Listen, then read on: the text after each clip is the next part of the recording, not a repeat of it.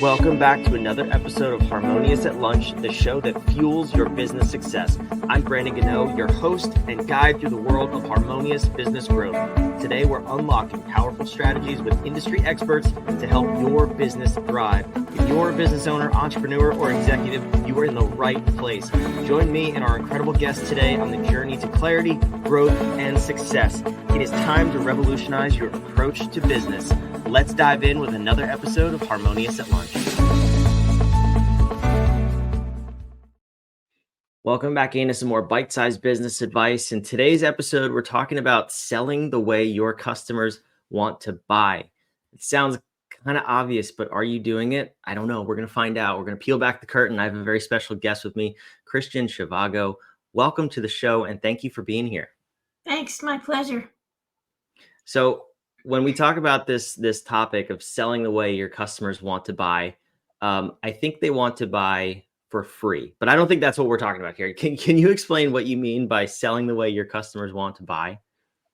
Well, what's interesting about what you just said is one of the questions I ask when I interview customers is, what do you think is a fair price for this product or service? Or do you think their prices are fair? And they always come back. If I use the F-A-I-R word, they always have an answer that includes a profit margin. So interesting. So the basic premise. You said that was from the customer's perspective, right? Yep. Interesting. Yeah. The basic premise is, and you talked before we got online here, you talked about entrepreneurs overworked, CEOs having not enough hours in the day. And what I'm recommending will reduce the amount of time you spend literally arguing about things you should do in your marketing. And what I do answers a lot of questions that cuts back unnecessary discussions about your customer and what the message should be and what they care about and all that. So basically what I've been doing for years as a revenue coach, and before that as a tech agency, and now as the founder of a digital company, digital marketing agency, is before I ever start actually producing anything for a client, I interview people who have already bought from them and who are happy with the purchase. So what we're doing is we're reverse engineering a successful sale so we can create new sales and quantity. And I ask open-ended questions that I've worked out for hundreds of companies and thousands of interviews, and they're all in my book. In chapter 3, they all are there. And the book is Roadmap to Revenue: How to Sell the Way Your Customers Want to Buy. I get them on a Zoom audio call. It used to be the telephone, but that's changed. And I tell them up front that it's anonymous, that can't type as fast as they can talk. I'm going to record it, but I'm going to anonymize the report. And then they speak freely. And I ask them these open-ended questions. How do you feel about the product and service? What do you think of competitors? Who else did you look at? What would you type into Google if you were looking for this again, or any search engine, AI now? And one of the questions I ask is, if you were the CEO of this company tomorrow, what's the first thing you would focus on or fix? And I get really interesting answers to that. This goes back to my theory about branding, which is branding is the promise that you make. Your brand is the promise that you keep. And you have 5 tools for doing that: your products and services, your people, your processes, your policies, and your passion. Most of the time, those things are pretty good, except for processes. That's where I've found most companies fall down, and they don't keep the promise that they make. So this narrows it down. Your brand promise is basically, they're real good at this, but they're not so good at that. So that's your strength and your weakness. And the reason this cuts out all the arguments is everybody gets on the same page after they've read these transcriptions and then a summary and recommendations report. And you don't have the finance guy saying, well, that's not what we did at our last company, or the HR person saying something, in the marketing people trying to get everybody on the same page. You just have a truth. This is why they bought from us. This is what they were looking for. And I talk about their customer mindset when they set out to buy, which is their desires, their concerns, and their questions. And if you answer those, if you address those things, for example, on your website, right away, as soon as they show up, they'll recognize themselves. They'll say, oh, yeah, they know what my problem is and what I am concerned about. And then you answer their questions. If you do those things, you're going to increase your revenue. No question about it. This is fascinating. Because I used the perfect word when you started talking there. You cut out the arguments, and I've seen it so many times with companies I've been part of, companies I've consulted for, and who have hired us to do the operations work, and we spend so much time arguing over what we think the customers will like. Well, duh, just go ask them. It's not that complicated, but it's always like the very last option that we choose from, right? Well, should we just ask people? No, there's probably a better way.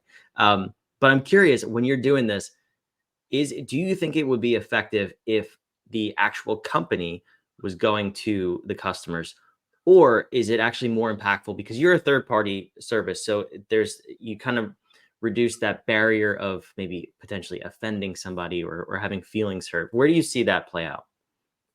Well, I've given away all the secrets in my book, everything I learned, all the lessons and how to do this. And I did that because I wish everybody would do this, because it would make buying things so much easier and so many people would make so much more money. It's just a wonderful thing. So I'm okay with someone from inside the company doing it. The issue is not what you think, probably, and it is that people are more polite when they're talking to the person that they're talking about. And Yeah. you see this all the time. I mean, you see it on social where people are blasting someone, and then if you were face to face with them, it would be a completely different conversation. So they actually hold back. And I've had situations where I've called somebody who the machine that they bought from my client was broken and their whole business depended on that machine, and they were using the F word. And I mean, they were just terribly upset. So in that one case, I told them, listen, I want you to talk to the CEO and tell them in your own words. I got them on the phone together, and the guy was so polite. He was so nice. And I thought, this isn't how you get the truth. So it has to be someone that knows your business well enough to have a good conversation. And in my world, I mean, I've been in tech for decades, and I understand things. Okay. So when I'm interviewing an engineer, that I don't have to say, what is that, every 2 minutes. I might say it once or twice in the interview, but basically they understand that I understand. And you want somebody who's somehow affiliated with your company, but understands what they understand, so that you have a meaningful conversation. And it is a conversation. Forget surveys. They don't work. That's your thoughts being put into multiple choice. And a lot of times it doesn't include the very thing that they're concerned about. So that's a mess. And focus groups are a mess.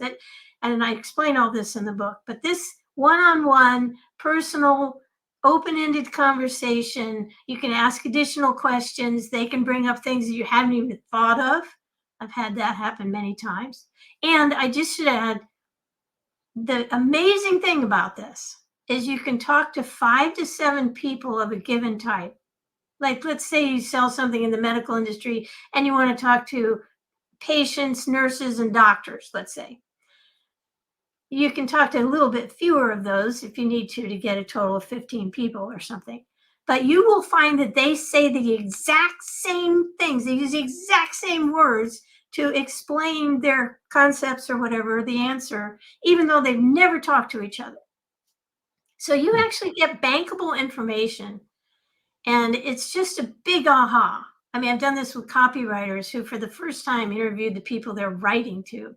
And I passed a cubicle of a guy who was doing a marketing and sales turnaround for Dow Jones, and I walked past this copywriter, and he was in his cubicle, and he was sitting back, and he was just going, and I was like, what's the matter, Robert? And he said, I just talked to this guy, John Smith. Now I know what he cares about. Now I can write to him, which is also, by the way, the problem with AI. They can stalk your customers for you, but they don't have that human connection. They can't intuit and infer. So we're not quite there yet with AI, and I don't know if we ever will be. I'm watching it like a hawk. I'm embedded in it. I understand it, but I'm not there yet on the copywriting. Yeah, that might cross the lines of The Matrix or the movie I, Robot. I don't know if I want to go there, but that's my feelings. That's my personal feelings on it. But okay. So you brought up something interesting that I was thinking about, because I would assume a lot of people would push back and say, well, I don't have time to go interview 6,000 customers or however many customers I have, one-on-one, of course. But you said a very small number. You said 5 to 7 in a particular group. So what does that 5 to 7 look like? Are we taking our best customers? Are we taking, a couple from both ends of the spectrum, the people who spend a lot, the people who've only spent a little with us? How do you decide what 5 to 7 we actually talk to? Yeah, and we build the clients. My clients and I build the list together. I mean, we talk about it. We decide which people are best, and part of it is what kind of business do we want more of? Yeah. So maybe 3,000 people bought this product, but we're introducing a new one, and 150 people bought that one. We want to focus on them. Okay, so it's completely different for every company. But we don't have any problems. I'm again reverse engineering a successful sale or a desired sale. So you go after those people, and everybody who owns a company knows who those people are.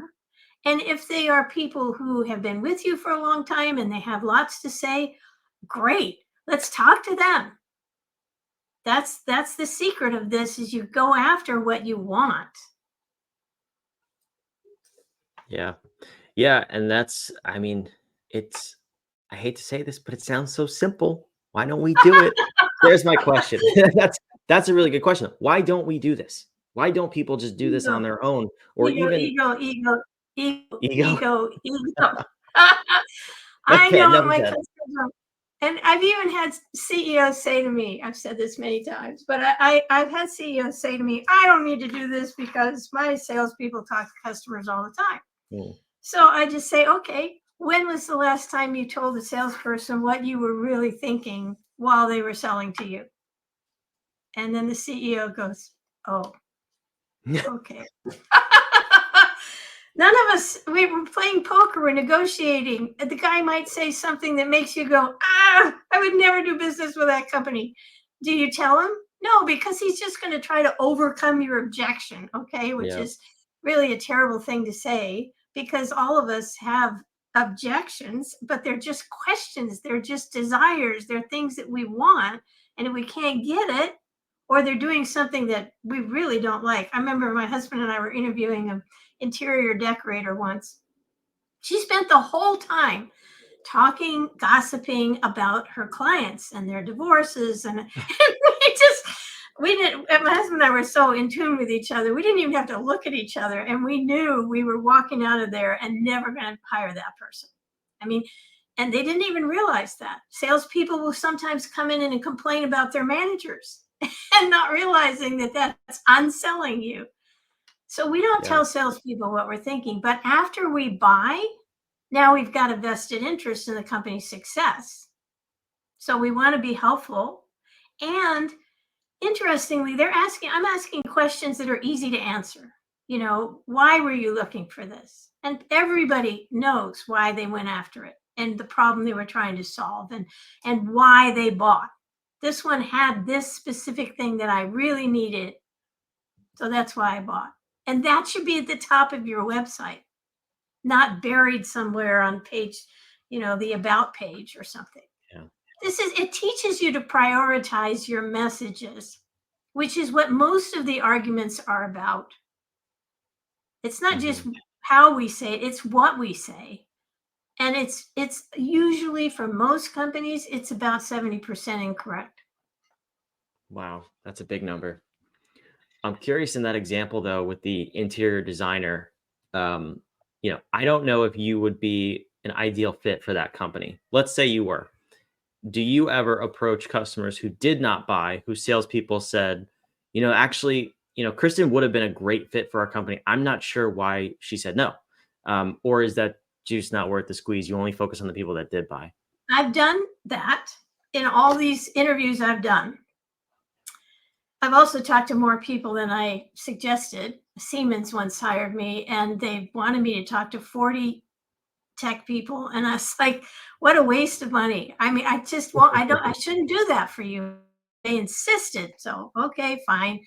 So by the 10th conversation, it was perfectly obvious what the issues were, why they bought and all that. So I started giving them their money's worth by finishing the whole interview at the very end saying, a couple of other people have mentioned X.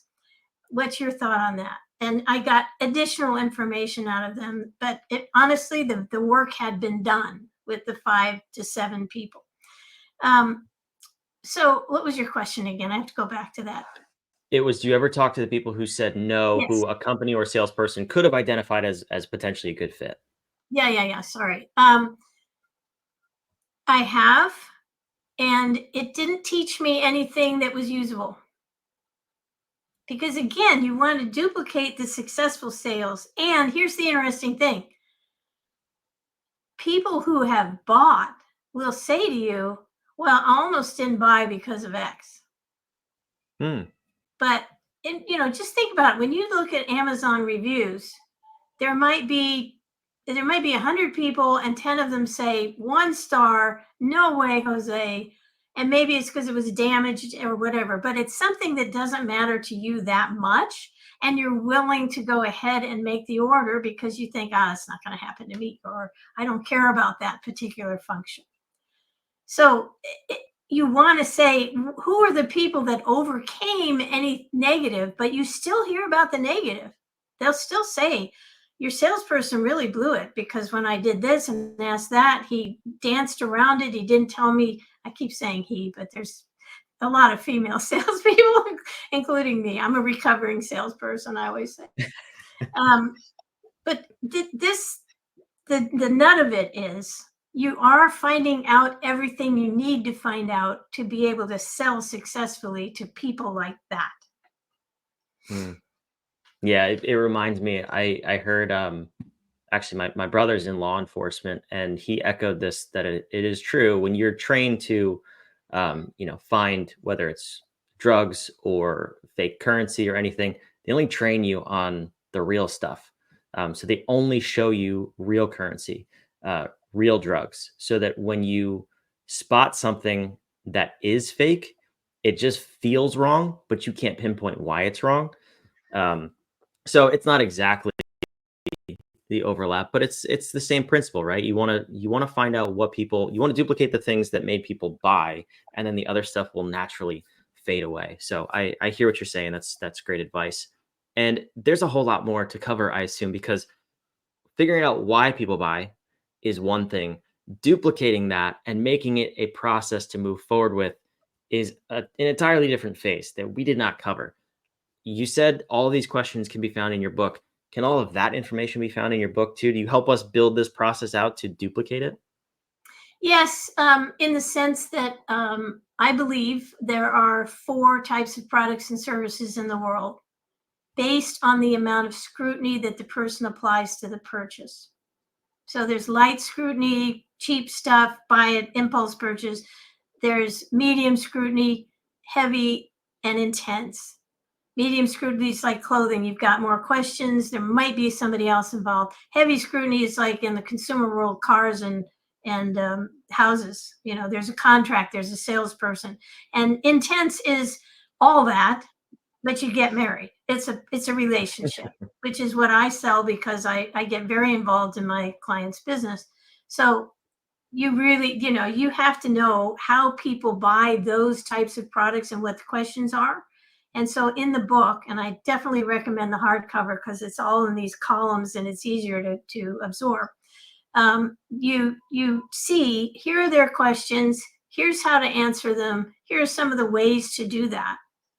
And honestly, I wrote this book in 2011, but I've been in the tech business so long, I knew how to write it so it would still be relevant now.